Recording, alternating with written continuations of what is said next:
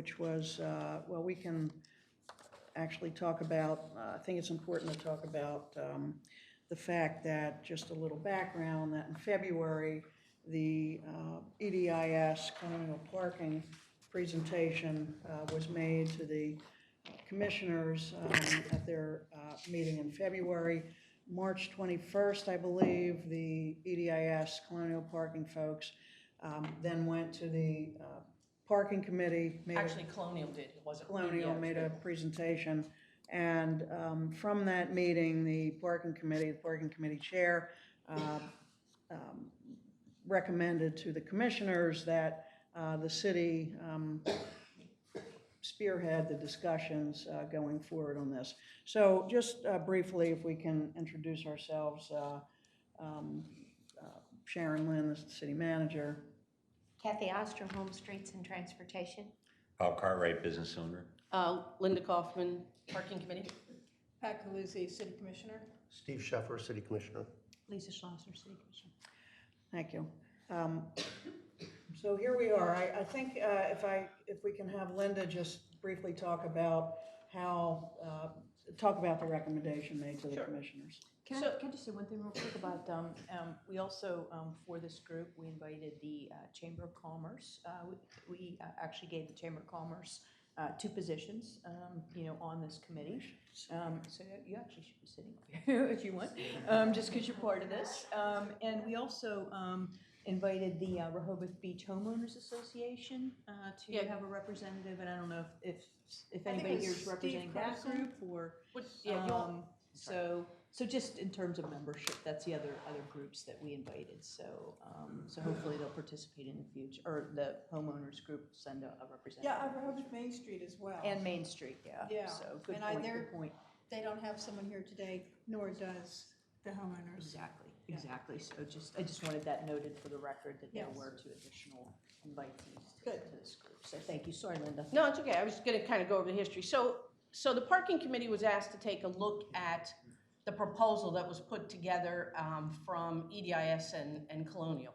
And so we met in March, I think, at some point, and reviewed it with the representative from Colonial. And out of that meeting, what we said, contrary necessarily to the headline in the paper, because the paper said that we approved it or something, which we don't obviously have the authority to, what we said was it needed to be investigated more fully, that we shouldn't say no, we shouldn't say yes, but we needed to investigate. I think people know I have a little bit of a background in this, so there are some questions that came out of it. So what we determined was that the best lead for this would be a city-led task force, and the reason for that is, as we go through this, you'll see there are a lot of city kinds of questions that will come out of this.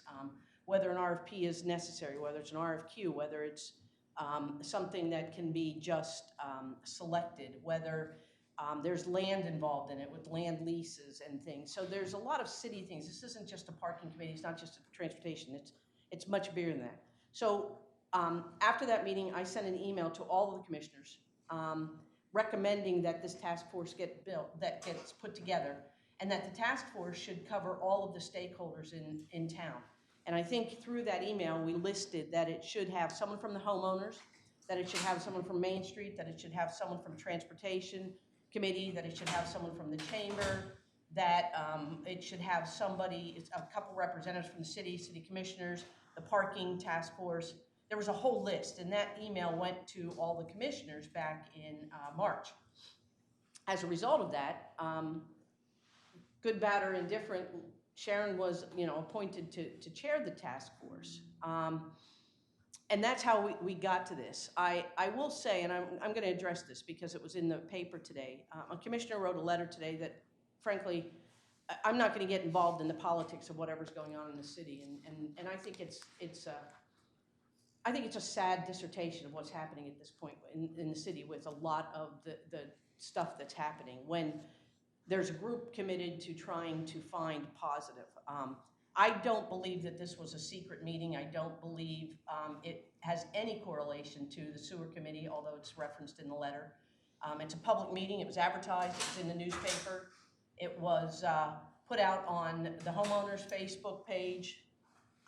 So so I take objection to it, and I will say it publicly. You know, I've known that particular commissioner for a lot of years, and I just don't think it was appropriate. Now, having said that, I'm not going to address how the city operates, whether this had to be sanctioned by the city first. That's not my role. But the recommendation for this task force came from the parking committee for that reason. And I think looking at this group that's sitting around the table today, you'll see we have a good cross-section to begin to explore this. How the city chooses to go forward with sort of the poison pen letter is certainly up to you all. But I think that there's a lot of discussion that needs to be had to move this forward. This is a longer process. I was asked at one point, you know, timeline, and I just kind of addressed things like that. You know, this is one of those things that could, through this task force, should we keep going forward, make a recommendation and put out an RFP if that's what the city deems necessary, and that's really up to the city solicitor. And that could be a 90-day process. From that point, selection, you could go forward. I will tell you that what everybody needs to know is, you know, from the moment you say go and you put a shovel in the ground, it's a 2-year process to build a parking deck. And so, you know, we're looking at something that's probably 2.5 to 3 years away, even if today we said yes. So, you know, having said that, that's where it's coming from. I welcome this group. I think it's a good cross-section, and on that, I'll turn it over to you. Well, thank you. And just for the folks that came in late, if you could just Planning introduce Commission was the other yourselves. person. Thank you. Rick Perry, You're representing the Planning Commission. Edward Chinowski, resident and representing Rehoboth Beach Main Street. And thank you. And Carol Everhart, representing Rehoboth Beach, Dewey Beach Chamber of Commerce. Thank you. And thank you, Linda. And I just, for the group and for the public, we are very fortunate in the city to have Linda Kaufman with her expertise and her prior knowledge and of parking in general, and specifically what she did in the state of Pennsylvania for many, many years. So when I first met Linda, my first year here, I remember distinctly that she sent me an email. She was in Florida. She said, want to meet you as soon as I get back from Florida. And when I realized, you know, her expertise in the field, I was very fortunate myself to know that Linda was here. So thank you for your comments and for being here at the table. And so my charge and what I would recommend that we do today is, if we're all familiar with, and maybe not, maybe everyone's not familiar with the colonial parking presentation, but we have it here. Does everybody had a chance to look at this, or, you know, kind of somewhat review it? And obviously this is a public-private partnership that's being proposed. We certainly don't have to specifically address this, but the parking garage in general, I think, would be a good way for us to start. It's been, you know, bubbling up for many years prior to me coming on the scene even. And I know a little bit about that history, but here we are now today. We have I'll say a 100-space public parking lot that was constructed and completed 2 years ago. We have it hopefully filled in the summertime, sometimes not so much. We're trying to generate more parking there with just bringing those who might not know it's there into that. I think we were successful in doing that last summer. Maybe the first summer wasn't quite like that, but in any case where we have a 100-space public parking facility there. So, and this is my take on this, is to get together, talk about this. The commissioners obviously have it on their workshop agenda for Monday. One of the starting points to maybe direct that workshop with the mayor and commissioners is to give them some kind of feedback from this meeting today that we could bring forward on Monday. So is that like a good start for everyone? Yeah. Okay. And Would anybody like to address this in particular? Can I do one thing real quick? Because I went back and read the study you did, I think 10 years ago. Oh, it's probably more than that now, but yeah. So I went back and read your presentation and everything. What's interesting is I see a lot of your concepts and ideas, you or whoever put that together, reflected in this proposal. So maybe it would be, if you don't mind, Sharon and the rest of the group, maybe you could highlight some of your findings from back then, because I think it's still incredibly relevant today. Sure. And I think it's what was used by this organization to put this proposal together. So maybe we could, if you don't mind, start with that. Not at all. So a couple things, just sort of for the record to make sure that you know. So Colonial is one of the leading groups of parking in the country. But as a disclaimer, I've known the family that owns the Colonial Parking for 40 years, I'm sad to admit. They started in Allentown, and that's where I was, and we worked together for a lot of years. Family-owned business, very reputable. Jen made the proposal here, so I just wanted you to know that that's certainly one company. There are others, and that's one of the processes that you might want to decide. But what they came up with and what they're saying is, so when we did the original study, I think it might be 12 years ago now, the parking lot that's out here, we looked at and we did a pro forma on it. It's to do within the height limit of the city, it's a 300 space facility. That's important to note because there's 100 spaces there, so it's really a net gain of 200 spaces, which is, it's 200 more spaces than we have today. Back when we did the pro forma, and there's a lot of things that go into making a parking deck work. It's the rates you charge, the hours of operation, how many are contract spaces, which is sort of the monthly spaces, how many are what we call transient spaces, turnover spaces, because obviously when you have a daily rate of $10 or $12 an hour, if you can get that, $10 or $12 a day, if you can get that space to turn over more often, that's that much more versus monthly. So there's a whole lot of things that go into it. We did the pro forma back then based on a lot of factors and determined that it really was a cost-effective measure for the city to undertake. That was back when the city would think about funding it themselves. This particular proposal, the public-private partnership, there's some really beneficial parts to it in that the recommendation that they're making is that they undertake the cost to build this structure. It would not come at a cost to the city. The cost to the city would be in the land because the land would be put up as equity, and that's one of the things that the city has to take a look at, because if the land's put up as sort of the note on the note, then theoretically if they default, then the city's got some issues with that. So those have to be looked at. But there's no cost from that standpoint. Now, these can be put together in a variety of different ways. Some will take a public-private partnership like this and require that they also dictate what the street rates are and the street times and how often the meters are enforced and things like that. This proposal is not saying that. So this is actually very much more beneficial than some that I've seen.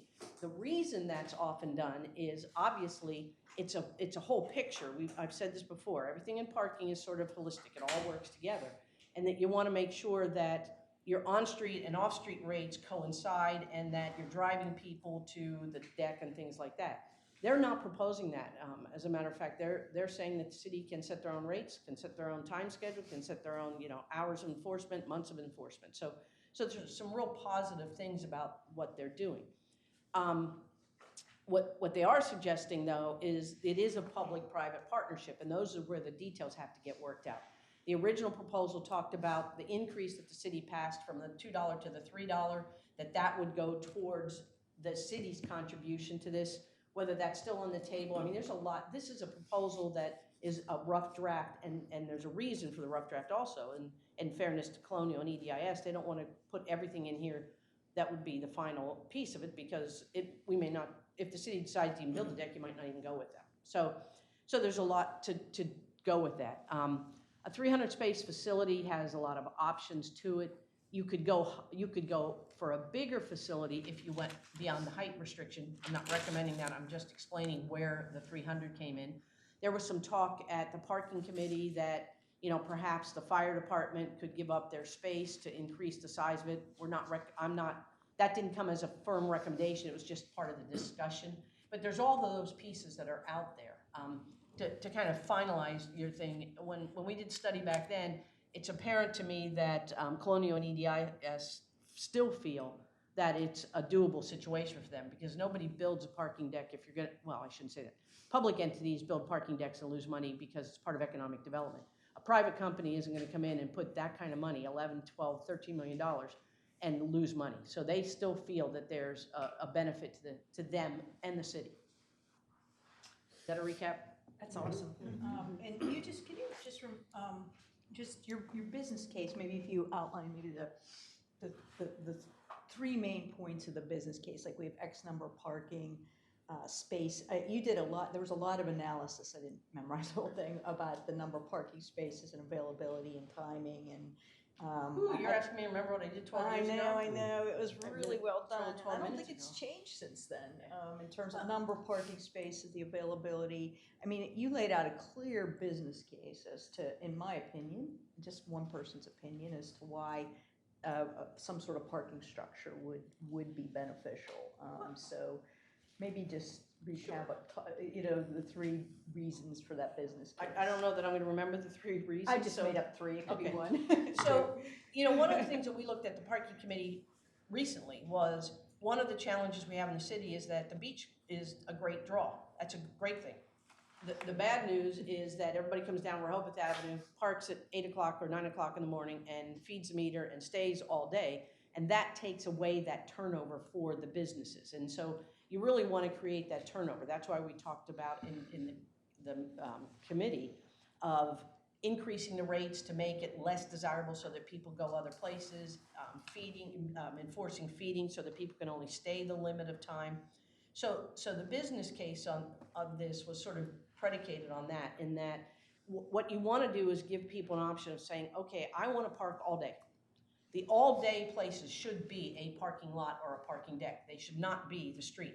Street meters are meant to create turnover. It's the basis for a meter. Yes, they produce revenue. No one's going to argue with that. But the whole idea of a meter is it creates turnover. I'm there 2 hours. That space can, in a 12-hour period, could theoretically put 6, 8, 10 cars in that one space. So you want to drive them to the parking garage. So that's the pricing piece of it too. So what the deck would do is say to those coming to the beach, in, again, conjunction with increased rates and increased enforcement of, hey, you want to come to the beach? We want you to come to the beach. It's great. Park in the parking garage. Make that an attractive rate. It's at a great location, frankly, because it's close to everything. And therefore leave the meters. Now, to get that done, you have to work that whole process of making sure you're enforcing feeding and doing all the other things so that people don't still feel it's available. And with those meters on Rehoboth now at $3 an hour, if I'm staying 6 hours at the beach, it's $18. So theoretically, their pricing would probably come in lower than that. So that says, hey, that's my bargain. That's where I'm going to go, and I'm going to keep the spaces free. So that's sort of the business case to get that long-term parker off of it. Then you get into the evenings, and you get the other part of this where, it begins to get really crowded coming at whatever time, 5 or 6 o'clock. And so you can do all sorts of things with early bird specials to get people to say, I'm going to park in the deck and walk instead of parking on the street, and therefore leaving the street spaces open for people that are coming for only 2 or 3 hours instead of maybe 5 or 6 or 7. So there's all of that. Then you can also get into weekends and particularly events. Think about, and granted, 200 spaces is not going to solve our parking issues for Seawitch or anything else, but think about all of those events that happen. If you had a reasonable place that said, I know that I can come in and find a place to park for a period of time to go to those events. And again, that's based on pricing, it's based on hours, and it's based on how they decide to operate it. So, there's a good business case for it. The other side of this is, parking structures historically have always been the good, bad, and the ugly. People, you can make structures really, really attractive. It costs you more money, and I don't know what they're proposing under their plan. I haven't seen the facade and things like that. But people also have fear of parking structures because they think it drives more people. That's one of the things I've heard, and I'm interested at some point to hear from residents. It seemed as though there was sort of a split when it came out that the business community was more in favor than not, and the residents were less in favor. And what I heard from a lot of residents was, that's just gonna bring more people into town. And I guess the answer I've said my whole life is people don't go somewhere to park. You know, they go somewhere to go somewhere. Parking is the thing that allows them to go somewhere. And so 200 spaces isn't going to make this town any more crowded. If we were building a 1,000-space facility, I'd probably have a little bit more reserve to say, oh, that just opens up the door. But, you know, the reality is we need to start competing with what's out in the highway and all of the things that are out there.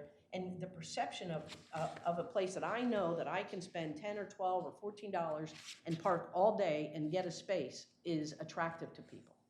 So I don't know if that's 3, 5, 6, I can't remember what I It was did. 2.5, but it was close enough, so, no, that was really good overview. No, and so. you had anticipated the question I had, which is, by building a structure like this, are we going to exacerbate things by bringing more people in? And, you know, the common sense, pragmatic response to that is what you gave, which is right on point.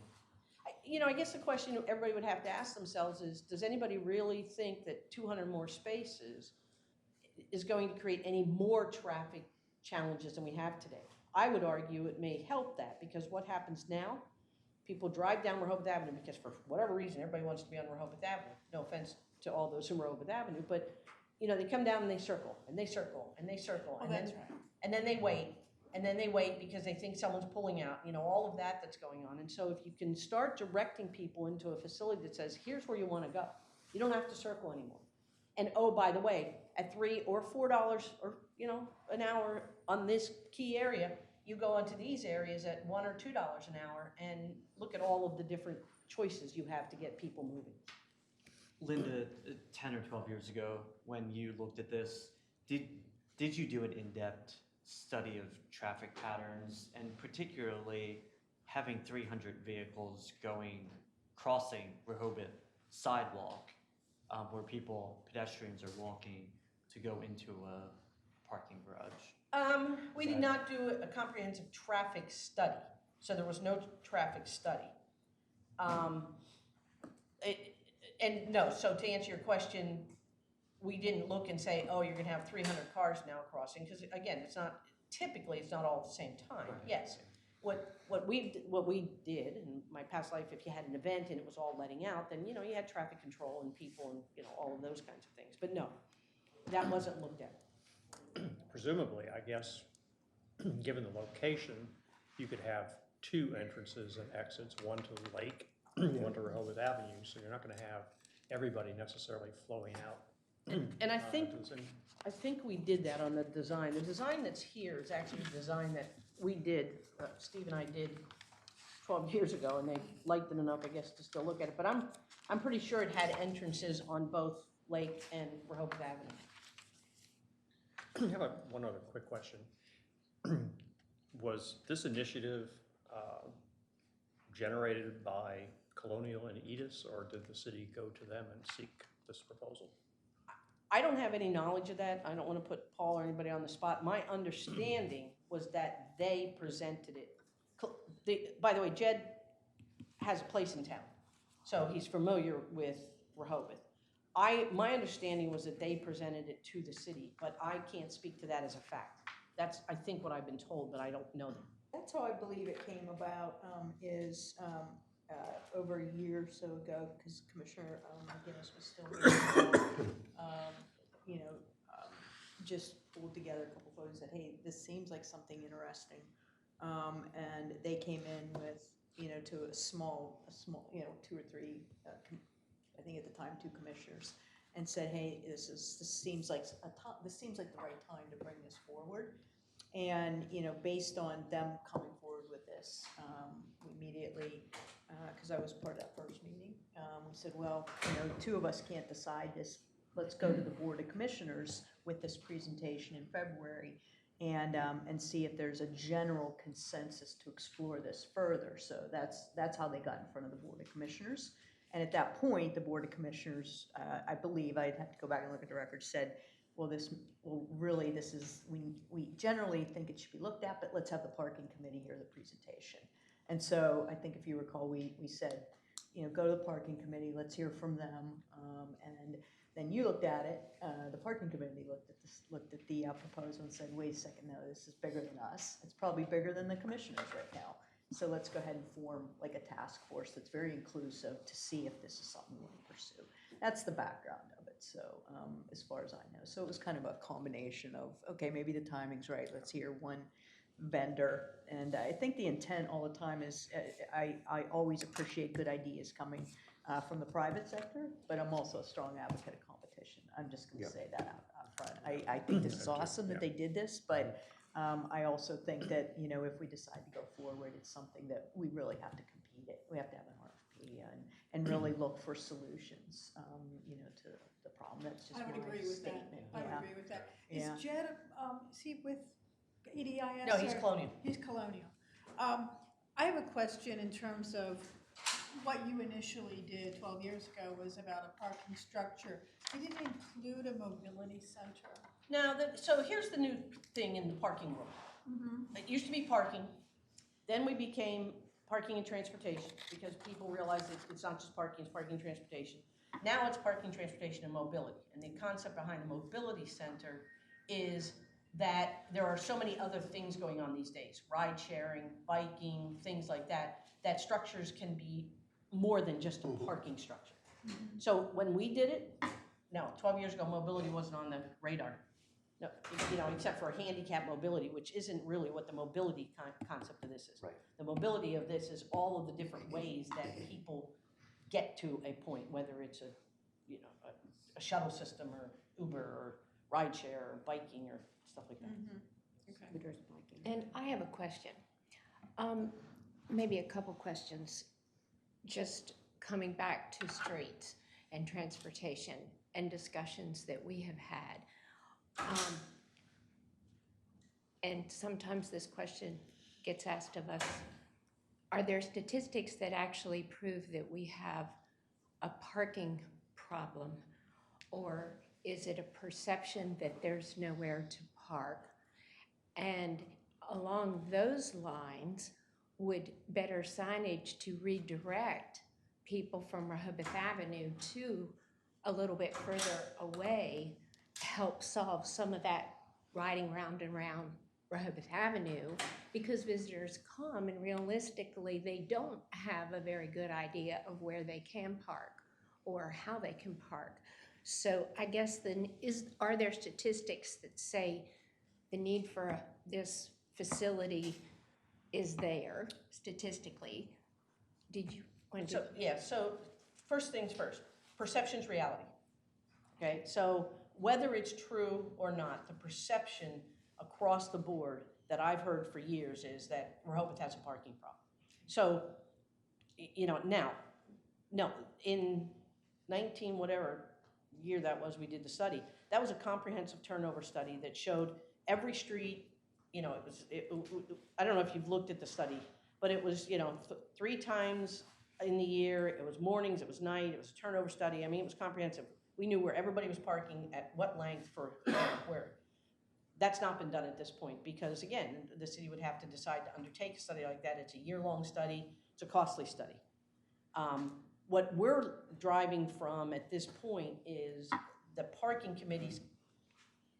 We started with the concept that we had a parking problem, whether it was real or not. And so we have gone forward with that, is that there aren't enough spaces in the right location. And, I could go into parking 101 forever, but, perception's reality, people aren't gonna walk. It's a line of sight issue. But we also came up with a recommendation on the parking committee that signage does have to happen, that you have to have better wayfinding so that we can say to people, if you're willing to walk 5 blocks, there's plenty of parking over here. But what will get people to walk 5 blocks? It's cost. Cost drives people's parking behaviors. And so it has to be cheaper. If not, I'm always gonna park, front row parking. So. Because and the second then part of this is, as a committee, we have been trying to look at bicycle pedestrian safety. And part of that may also benefit from a traffic study, a comprehensive traffic study. And regardless of the cost, if we're going to make any changes in our structure downtown to provide more parking, make it safer for bicycles, make it safer for pedestrians. Maybe a traffic study is warranted to have someone come in and give us relevant, current information. Just to work clarify with. what you mean by a traffic study, just to be sure we're on the same thing, because there's different versions of it. Are you talking about traffic counts? Are you, I'm talking about traffic counts, the use of streets, the size of streets. I'll give you an example. When the study was done by Delaware Greenways back in 2012, and they simply looked at pedestrian bicycles. What they were looking at is the width of streets, whether there was enough room for traffic and bicycles, traffic and people. Some of our streets in Rehoboth are much more narrow, that even if you put a person using a baby buggy, there's nowhere for a person to go around them. You have to almost let them navigate the street before you do. So my mind is saying, if we're going to make a decision of this magnitude, and if we're willing to pay someone to look at one thing, is there a way to do it so that you could get much more information and do it all at one time, rather than piecemealing, well, we're going to look at this only now and then we're going to look at this later, because then you're paying twice for something that perhaps with just a little bit more money you would be able to get done. Because we have found a need to be able to have someone look at our streets as they did in 2012, because we have changed. You know, the whether, you know, and it, even with the parking garage, and I am not opposed to the parking garage. I don't mean it that way at all. But the perception that I've seen is, if I'm coming down Rehoboth Avenue and I've traveled 2.5 hours, I'm going to park in the very first place I can find, regardless of the cost. And I'm not even going to pay attention to what it costs, because I found my spot. I'm not going to look for another place. That's what I see visitors that I talk to do. They don't pull in and try to find, oh, this is a $2 an hour lot, or this is a parking permit lot. They find the first place that they can park. And even with the parking garage located in this location, some studies have said if you have to walk more than 2 blocks, you're not going to park further than 2 blocks away. We're also looking at the possibility of a shuttle in town that would facilitate, if you parked in a parking garage, to carry your stuff to the beach. But that again could be part of a study and how feasible that would be, because we're looking at that right now also. Excuse me, so your points are well taken and certainly valid, and I know they come out of the Streets and Transportation Committee, and obviously you're an important seat at the table here because you have that knowledge. I just don't want to get off track about the parking garage and the facility that we're here to talk about. Well, I think just a traffic study. If we're going to do a traffic study as part of the parking garage to determine, is the garage warranted? The only second question I had, would the garage compete with the city meters parking? No. Okay, because that wouldn't be the only. On that thread when you're done, because that's a question that I had too. So. Because it's kind of, I don't want to make it, if the city relies on the meters and the permits, and the city is not benefiting 100% from the revenue of a parking garage, then financially. I would find it hard to believe that the avenue would not have people parked in every parking space. I don't. Whether there was a parking garage or not. I don't think it would change the revenue from the meters on Rehoboth Avenue. What I do think you might see is a decrease in the permits, the seasonal permits, if it's cheaper to park in the garage for a lengthy period of time. Seasonal, I don't know about seasonal, They're certainly weekly. Yeah. Right. Yeah. And daily. Yeah. I have 2 comments real quick on just a follow up, but I want to kind of ask anybody in the group, but you know, Linda, who's done this for a long time. One is it seems to me that we do a lot of studies in the city, and we pay consultants a lot of money to do a lot of studies, a lot, again and again. So the study that was done, or the document that I read from Linda, that Linda's group put together over 12 years ago, it's really comprehensive, I think, and maybe would answer some of the questions. But also, you know, in an RFP, you know, you could actually ask your potential bidders to come in with, you know, some analysis on how To do some of you that might could work. address, and they don't even have to do a study, but part of the proposal could be, you know, them explaining how this will help, you know, provide better traffic management. You could absolutely do that in here without a study. You could just ask them to do it as part of the RFP process, you know. So rather than, you know, take a year and spend $100,000 on something I think that we maybe have studied before, maybe that's a consideration of an approach that we could use, build it into the RFP. I think that's a really good idea, Yeah. because, you know, we will learn a lot. If we put Yeah. out an RFP and people respond, we're gonna learn from those proposals, maybe where we should be going, or what we wanna do or not wanna do. So there, I think that's actually a very good idea. You know, and It's if just it a doesn't matter- work, to your point, Yeah, I mean, then it's- we go back and do a study, but let's try, you know, we could try that. Yeah, I mean, just because we put out an RFP doesn't mean we have to move forward with a project. That's And right. I don't That's mean a to good get point. way ahead of where we are today, but one of the things I've seen other places do as far as the process is to come up with a statement of objectives. And actually, anybody who's interested would develop and submit a statement of work that would include like the guts of an RFP.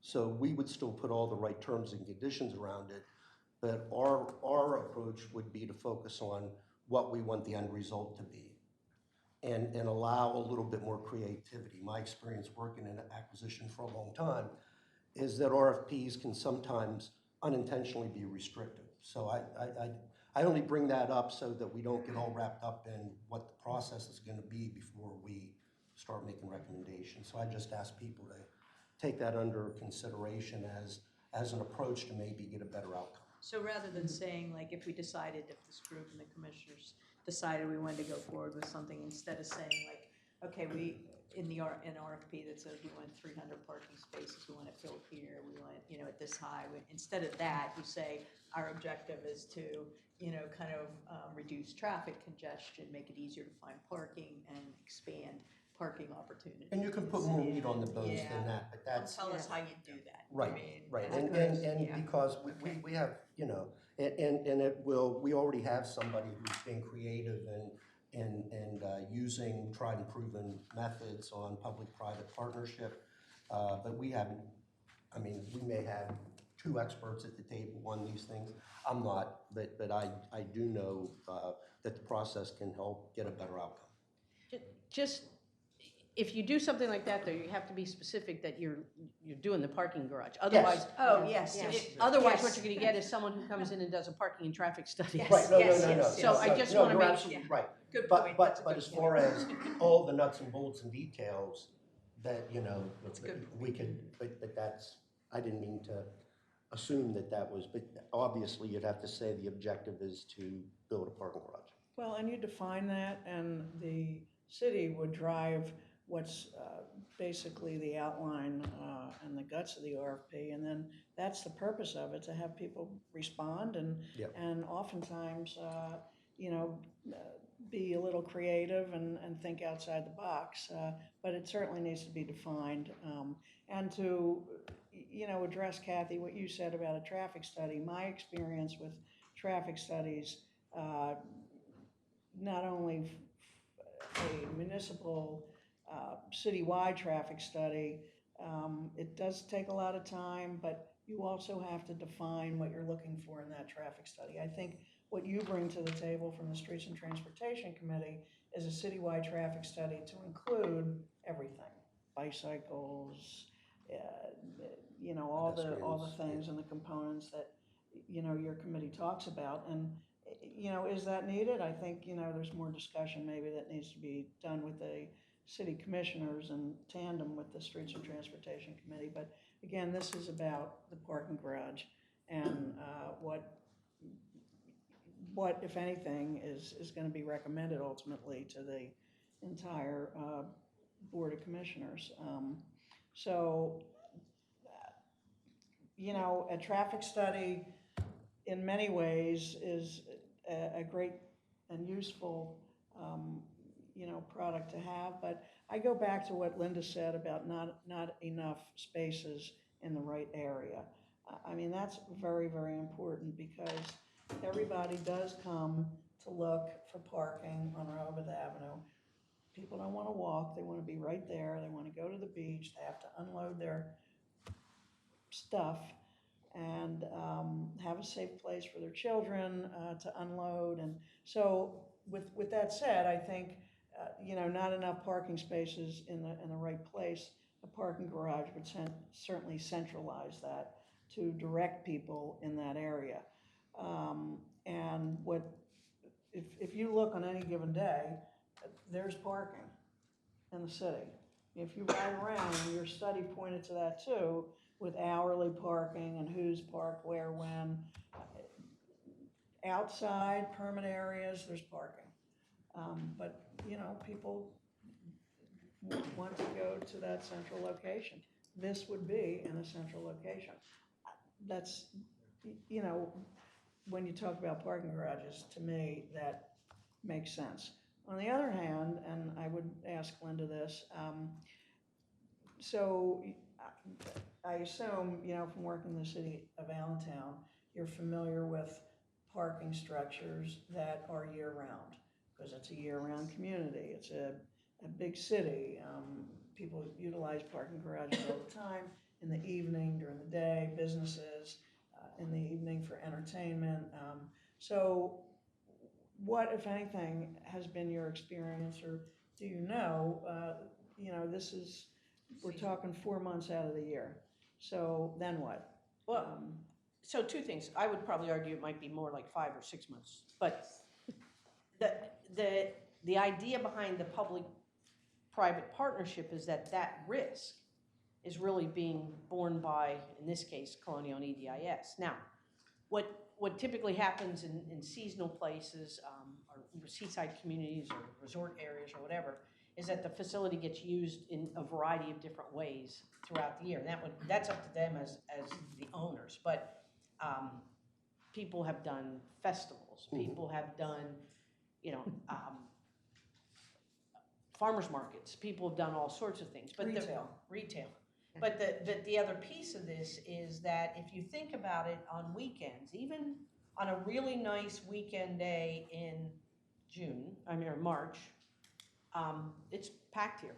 And so, again, if they chose to keep it open, which I suspect they were going to run it like a year round, there's probably an operation that they're going to do year round. That would be one of the questions for an RFP. Are you proposing that this is a year-round operation, or are you proposing that it's not? And then that gets into the situation that I had said before, that at least this proposal wasn't dictating to the city, hey, we want to make this a year-round facility and you've got to make your meters year-round. They may be saying, we want to make this a year-round facility and we don't care, we don't care what you do year-round. So I don't know if that really answered it, but it really depends on the operator of how they plan on doing it. Well, the contract parking would make a difference too, depending upon, I would assume there would be some contract parking. I would imagine that they're Yeah. going to. Then I had two questions. One, because I rely totally on Linda, what information you can give us. Is there a minimum income that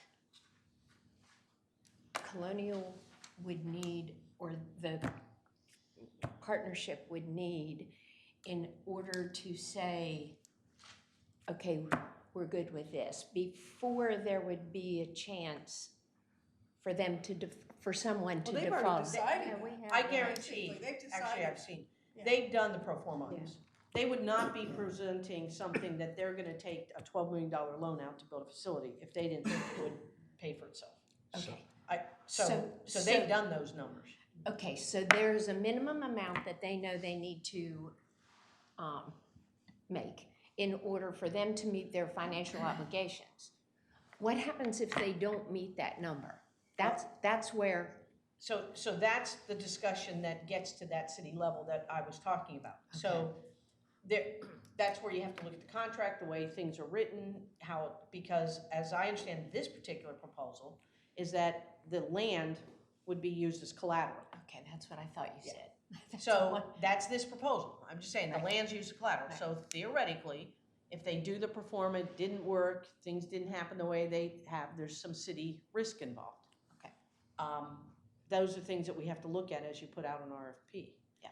The other piece of this, and I had written this as, and I don't know if you've ever done an RFQ and RFP, but the RFQ, the qualification piece of this is critical.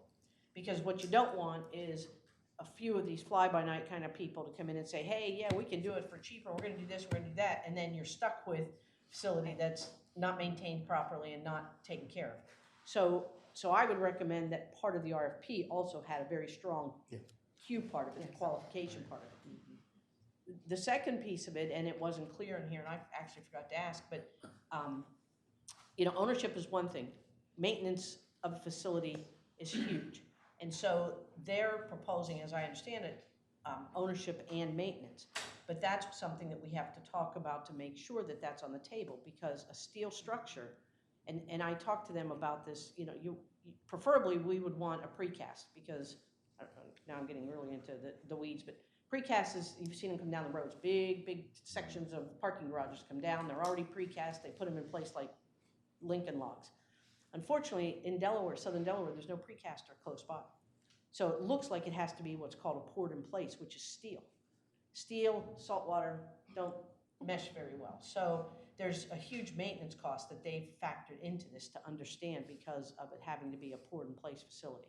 But those are the kinds of things that have to get asked in the proposals to make sure that the ongoing maintenance, because the lifespan of a parking deck is 20 or 30 years. But I guarantee it, after about 5 or 6 or 7 years, you're dumping in a ton of money, and then 5 or 6 more years, you're dumping in a ton of money. But those have to get factored into it. It doesn't say in at least I didn't read it in the most recent, this proposal. What's the time frame on building something like that? Are we? 2 years. 2 years. It takes like 2 years. If you said today, let's get started, shovel in the ground, it takes 2 years.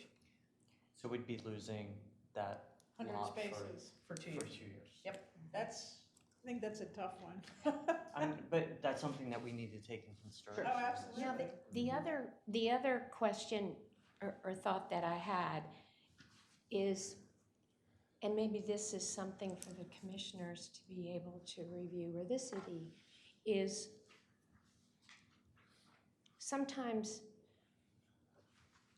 I don't perceive that there's long-range goals. Like where does the city want to be 5 years from now with parking? If this is where we are with parking right now, what is the vision for 5 years? What is the vision for 10 years? Well, it's interesting Because- that you asked that question, because on our agenda for Monday, we're starting to talk about that. Where do we want to be okay. in 5, 10 years? Sort of the vision of the commissioners, Because I In think just that, parking or in general? in general, in general. because I think even as part of my committee, that's what we've struggled with trying to look far enough down the road so that you can make plans not for tomorrow and solve the problem that came up last week, but to be able to look down the road and go, okay, is this And a the planning viable? Well, commission is I was looking. just gonna say, yeah. the planning commission is engaging in that process currently. We're in the midst of, hopefully this week finalizing, the survey questionnaires that will go out to businesses, residents, and visitors. And, we intend to address, where do we want Rehoboth to be, not just 5 years from now, but we have to look at a 10-year horizon. And there are a number of people on the planning commission who feel we need to look even beyond that, because there are factors at play that aren't just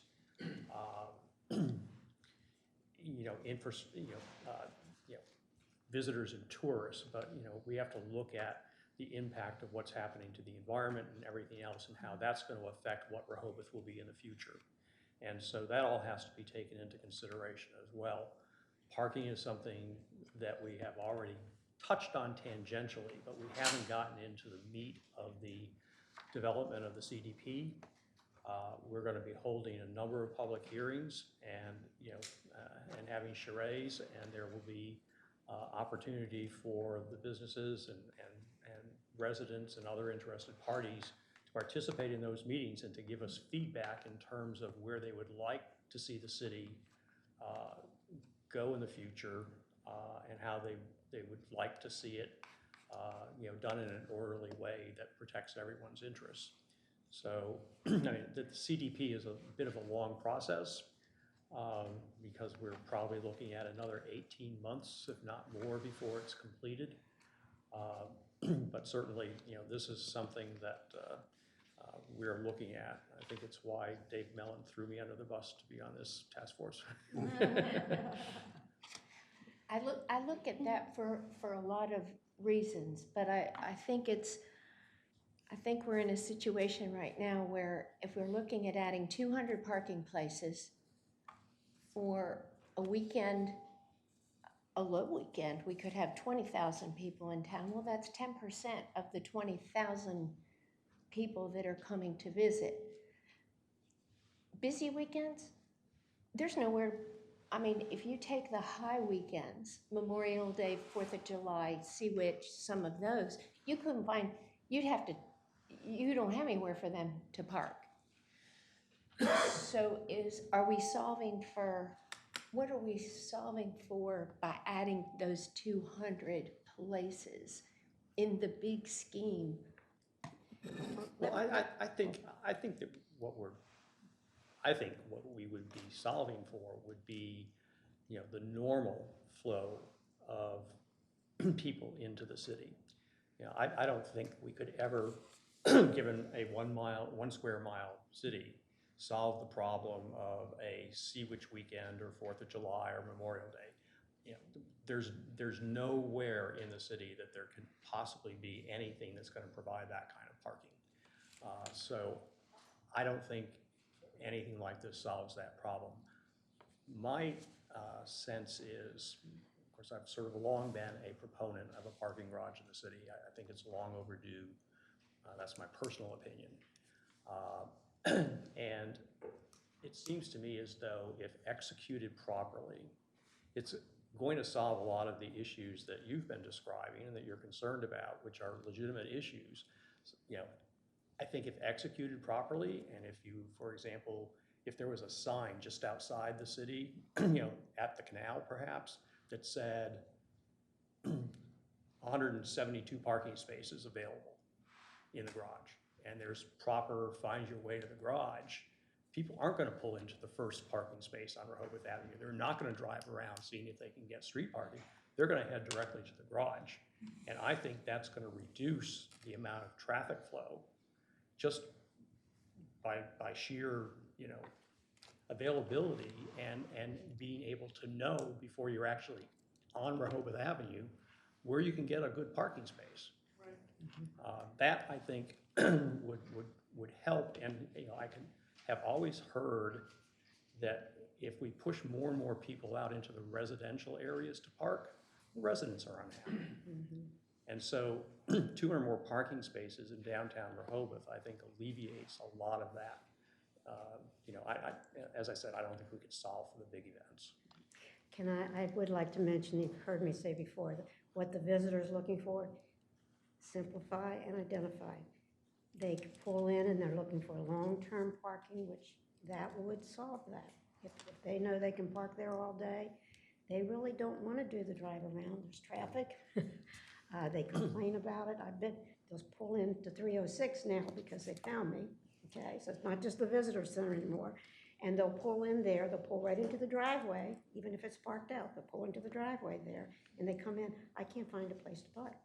So of course, we're giving them the other locations they can go. But they just want a place to park. They're not complaining about the money so far.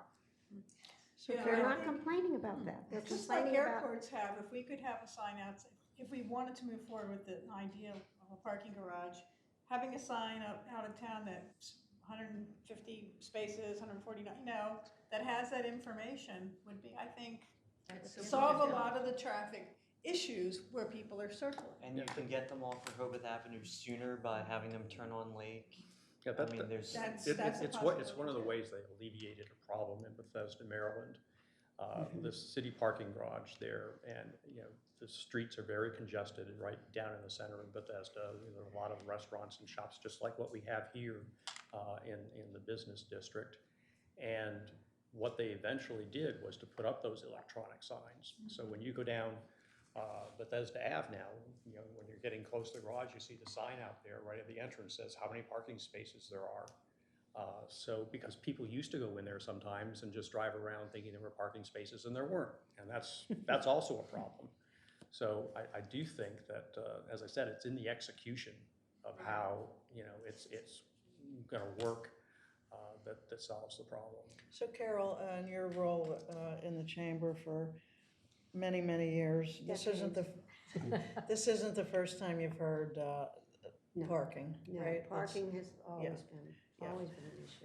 So I think, because we want to try to keep these meetings to an hour, I think let's first talk about, so the commissioners have this on their workshop agenda on Monday. The commissioners here at the table, is this something that I assume you're going to just carry on and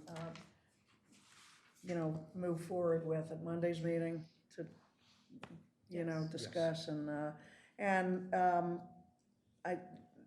it's probable that, the task force, as we're calling it now, will continue to meet and continue to have, good suggestions and discourse, and probably what I would see down the road is the commissioners decide to move forward with any of this, and this group would certainly be instrumental in defining that RFP, that RFQ, and looking for what's needed in the future. I think at least that's what I would see. Anybody have anything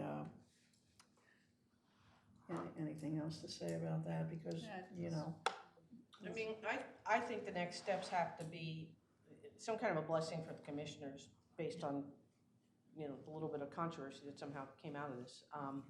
But then the next steps for us have to be, really nailing it down. I think the question has to be answered. Is it a yes or no? Yeah. Yes. And then start getting into that. And so I think this opens up that discussion. I think there's room for citizen comment today, which I, be interested in hearing and getting some feedback. Hopefully it gets a little press to start getting that. Because, I think we have to first answer yes or no. Yeah, I And agree. then Yes. go from there. Right. Not yes or no right now, when we do it live, but yes or no, I'm clarifying, yes or no on should we continue to pursue this and maybe get some ideas from different vendors through an RFQ or RFP on how we can help to solve this Yeah, problem. because Is that what you're if saying? everybody sitting around the table says, boy, parking garage is a really dumb idea, Yeah. then I've got better things to do with whatever my hour is. Well, and I think that'll be determined from the commissioners meeting on Monday too, so we'll get more information. That's what I was saying, so, going. I Is just want there, to clarify, we could do an RFP and look at it and say, well, this really actually doesn't make sense, and the numbers don't in the contract, whatever, but, so I think what you're maybe what we're asking the commissioners, just to clarify tomorrow, is just to pursue the idea. well, exactly, because that needs to be vetted through them, yes. So is there a date that works in June? Is Friday morning a good time for everyone? Friday's work for me for the most part.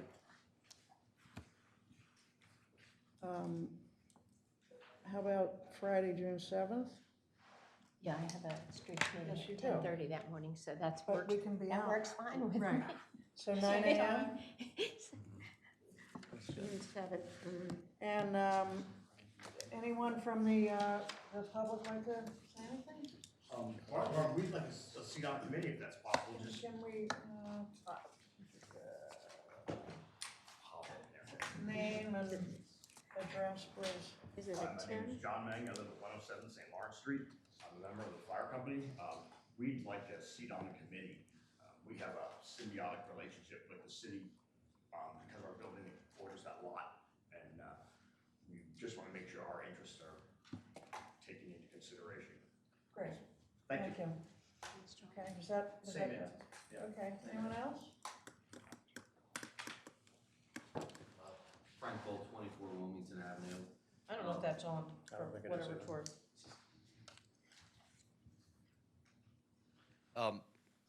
Listening to this discussion, my concern would be the worst case scenario is that, you know, things are booming right now, but if you look 5 years, 10 years down the road, you know, who's to say that we won't be in a bust period or a recession?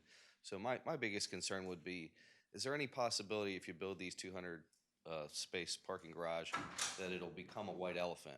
And by white elephant, I mean, you know, on your average day, there might be 20 or 30 cars, a lot more in the summertime. And, you know, it may sound silly because one thing is for sure, the tourists are always going to show up when the weather gets warm. But I'm not completely sold on the idea that people going to the beach, you know, despite the cost savings, will be willing to walk 2 blocks, you know, depending on what beach they want to go to. I think it would be a little bit more viable if it were targeted not just to the people who are parking in the daytime for the beach, but also, you know, you've got a growing restaurant scene on the 3rd and 4th blocks. You know, when Quillen's Hardware went away, you had the Culture Pearl, you've had Dogfish expand, you have the Summer House, you have Finn's, and pretty soon we're going to have Agave. So I was wondering if anyone on the parking committee had explored the idea of validating the parking for restaurants customers. You know, let's say you have a restaurant and you want to pick up the bill for your patrons. Well, can they get a parking ticket validated at a restaurant? So that's an operational question for the people that operate. We had recommended that as part of the parking thing eventually, some kind of a validation program. You know, those are all operational questions that get answered down the line, and I can't imagine, knowing their background or whatever, that they wouldn't, they or any other wouldn't consider it. I guess my point is, I hate to seem skeptical, but, you know, in 20-some years of being on the ocean block in a few different locations, I can't really say whether it's any better or any worse as far as beach parking goes. Maybe it is. But one thing that's undeniable is when you're talking about the 3rd and 4th block, the restaurant traffic and the parking situation there has changed dramatically in the past 10 or 15 years.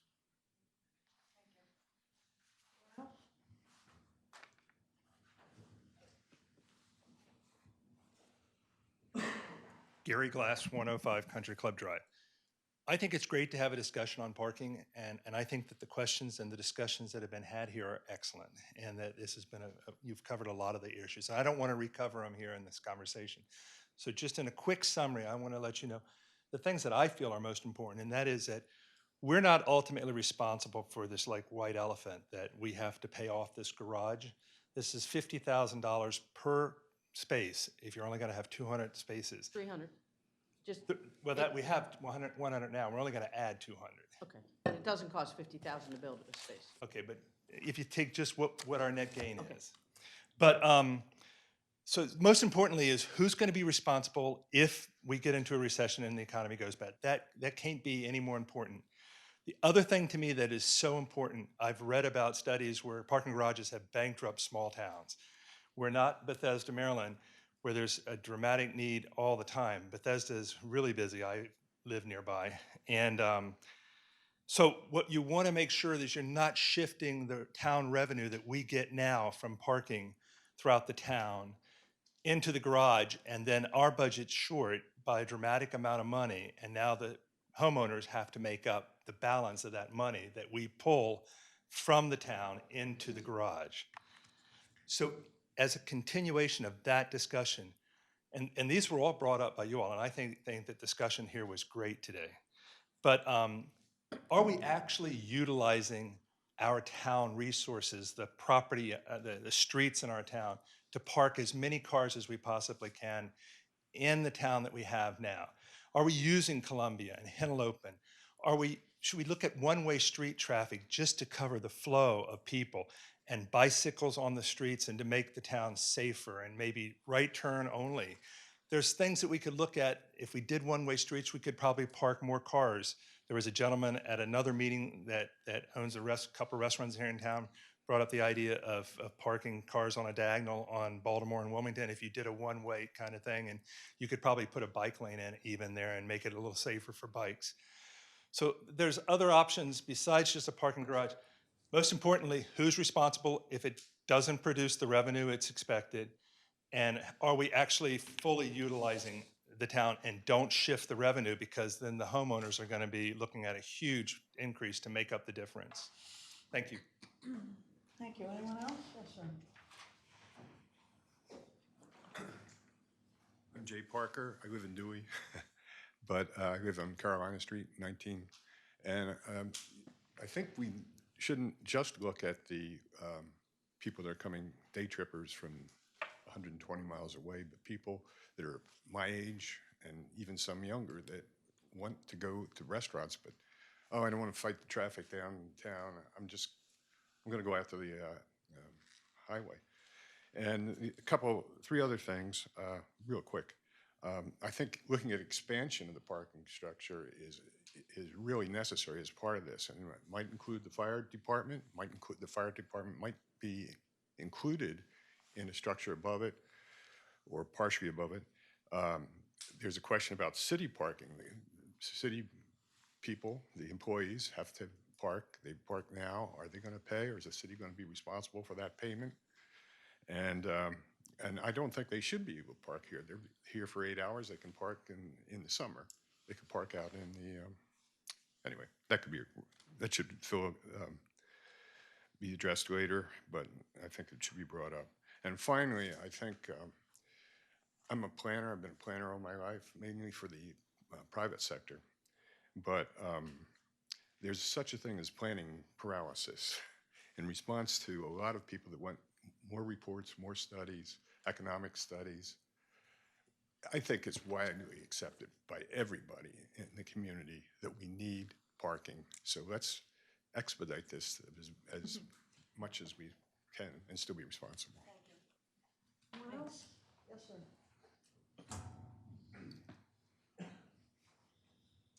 Hi, Bill Ehrlich, 804 King Charles. I think we've had a parking problem for years. When I go down, even during the week this time of year, there's no parking on Rehoboth Avenue.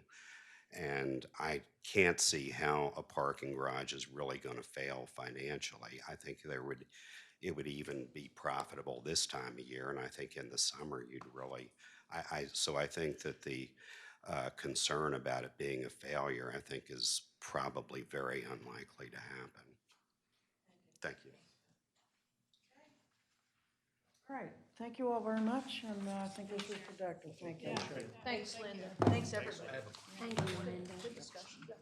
Really good discussion.